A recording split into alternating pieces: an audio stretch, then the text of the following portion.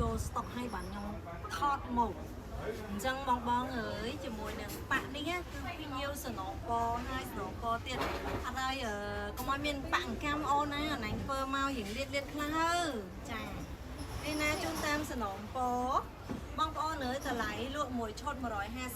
លក់អត់កាត់ថ្លៃទេអញ្ជើញមកលបតបតដល់ហាងនេះជាមួយនឹងឈុតដែលនេះខ្ញុំកំពុងពាក់នេះមាន3ពណ៌ចាអាចមកលដល់ហាងលីណាបានទីតាំងគឺនៅលើសាអូឡពេជ្រជាន់ទី2អធិស្ឋានរៀងខ្លងតិចទៅមកពីបន្ទោអាចតំណលេខទូរស័ព្ទលីណាបានមាន Telegram 098 68 98 និង78ចាផ្សារអូឡ িম্প ជាន់ទី2បងអញ្ជើញមកតាមច្រកលេខ2ឡើងចដា2ជាន់ធ្វើការបត់ស្ដាំនៅមុខចដា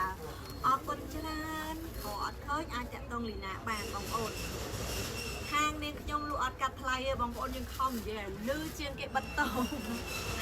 អរគុណច្រើនចាសម្រាប់ការគ្រប់គ្រងហាងលីណាចា